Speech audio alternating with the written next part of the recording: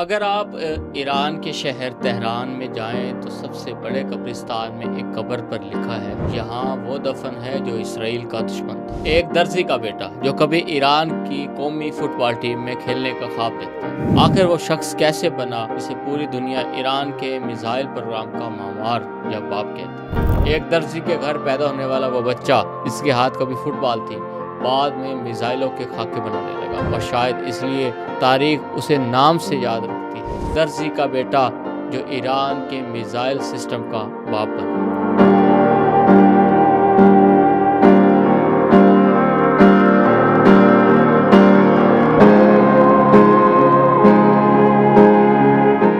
اگر آپ ایران کے شہر تہران میں جائیں تو سب سے بڑے قبرستان میں ایک قبر پر لکھا ہے، یہاں وہ دفن ہے جو اسرائیل کا دشمن تھا۔ یہ قبر ہے حسن تہرانی مقدم کی۔ وہ کون تھا؟ ایک درزی کا بیٹا جو کبھی ایران کی قومی فٹ بال ٹیم میں کھیلنے کا خواب دیکھتا تھا۔ آخر وہ شخص کیسے بنا جسے پوری دنیا ایران کے میزائل پروگرام کا مامار یا باپ کہتی ہے؟ آخر وہ کون سا سفر تھا جس نے ایک عام نوجوان کو مشرق وسطی کی طاقت کے توازن کو بدل دینے والی شخصیت بنا دیا؟ یہ کہانی ہے حسن تہرانی مقدم کی، ایک ایسے انسان کی جس کی زندگی کا آغاز تہران کی تنگ گلیوں سے ہوا، لیکن انجام دنیا کے حساس ترین دفاعی منصوبوں کے درمیان ہوا۔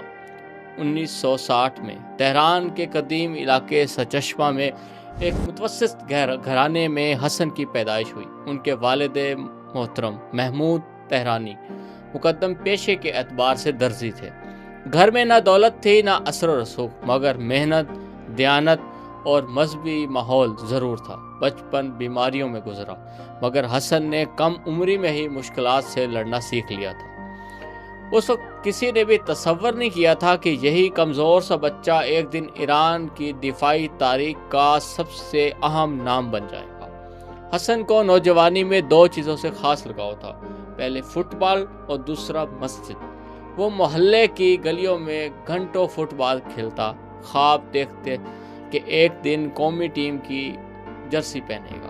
دوسری طرف سرچشمہ کی مسجد زینب کبریٰ میں دینی تعلیم حاصل کرتا، جہاں ان کی شخصیت میں نظم و ضبط اور قیادت کی صلاحیتیں پروان چڑھنے لگیں۔ پھر ایران میں انقلاب کی لہر اٹھی۔ لاکھوں نوجوانوں کی طرح حسن بھی اس تحریک کا حصہ بن گئے۔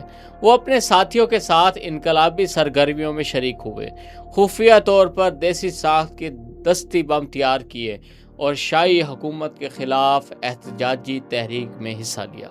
انقلاب کامیاب ہو گیا، لیکن چند ہی مہینوں کے بعد ایک اور امتحان آ گیا۔ 1980 میں عراق نے ایران پر حملہ کیا۔ حسن نے یونیورسٹی اور آرام دہ زندگی چھوڑ کر محاذ جنگ کا رخ کیا۔ ابتدا میں ان کے پاس نہ جدید ہتھیار تھے اور نہ ہی وسائل۔ سپاہ پاسداران کے پاس صرف چند مارٹر، چند RPG اور محدود اسلحہ موجود تھا، جبکہ عراقی فوج جدید توپ خانے اور میزائلوں سے لیس تھی۔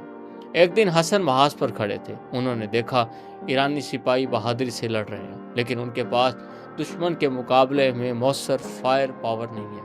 اسی لمحے ان کے ذہن میں ایک سوال پیدا ہوا، اگر ہمارے پاس طاقتور ہتھیار نہیں ہے تو کیوں نہ ہم خود بنا لیں؟ یہی سوال ان کی پوری زندگی کا مشن بن گیا۔ انہوں نے سب سے پہلے سپاہ کے مارٹر یونٹس کو منظم کیا، پھر عراق سے غنیمت میں ملنے والی توپوں کو دوبارہ قابل استعمال بنایا۔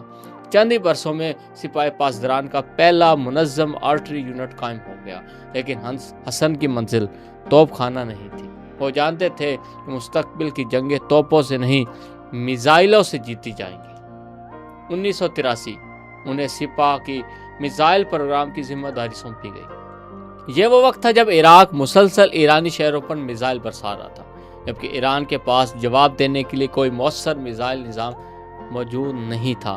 حسن نے ناممکن کو ممکن بنانے کی ٹھان لی۔ وہ دن رات تجربہ گاہوں میں رہتے، انجینئروں کے ساتھ بیٹھتے، ہر ناکامی کے بعد دوبارہ آغاز کرتے۔ ان کی ٹیم نے بیرونی ٹیکنالوجی کا مطالعہ کیا، ریورس انجینئرنگ کی، سینکڑوں تجربات کیے، اور آہستہ آہستہ ایران کا اپنا میزائل پروگرام وجود میں آنے لگا۔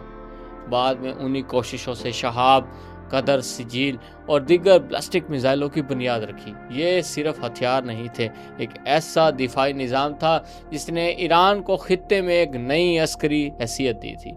اس لیے حسن تہرانی مقدم کو پدر موسیقی ایران یعنی ایران کے میزائل پروگرام کا باپ کہا جانے لگا۔ لیکن ان کی شخصیت صرف ایک فوجی کمانڈر تک محدود نہیں تھی، وہ نہایت سادہ زندگی گزار رہے تھے۔ وہ خیراتی اداروں کی مدد کرتے، یتیم بچوں کی کفالت کرتے، مساجد اور مدارس کی تعمیر میں حصہ لیتے اور اکثر اپنے ساتھیوں سے کہتے کہ طاقت کا مقصد غرور نہیں، قوم کی حفاظت ہے۔ محرم آتا وہ مجالس اعزا میں شریک ہوتے، امام حسین علیہ السلام کے غم میں اشک بہاتے اور ایک سیاہ رومال سے آنسو صاف کرتے۔ شاید اسی لیے اپنی وصیت میں انہوں نے لکھا، جب بھی مجھے یاد کرو اہل بیت کا ذکر کرنا اور حضرت امام حسین علیہ السلام کی مصیبت بیان کرنا۔ ان کے اہل خانہ کو بعد میں وہی سیاہ رومال ملا جس کے بارے میں انہوں نے وصیت کی تھی کہ اس کو ان کے کفن میں رکھا جائے۔ تہران کے قریب ملارڈ کا فوجی اڈہ ہے۔ حسن تہرانی مقدم ایک نئے میزائل منصوبے کے تجربے کے لیے وہاں موجود تھے۔ نماز ادا کرنے کے بعد وہ ہینگر میں داخل ہوئے۔ چند لمحے بعد ایک زبردست دھماکے نے پورے علاقے کو ہلا کے رکھ دیا۔ اس دھماکے میں حسن تہرانی مقدم اور ان کے ساتھی جان کی بازی ہار گئے۔ ایرانی حکام نے اسے حادثہ قرار دیا، لیکن بعض بین الاقوامی ذرائع نے اسے ممکنہ تخریبی کارروائی سے جوڑا۔ تاہم اس واقعے کی وجہ کے بارے میں مختلف موقف موجود ہیں، اس پر آج بھی بحث جاری ہے۔ ان کی تدفین تہران کے بہشت زہرا قبرستان میں کی گئی۔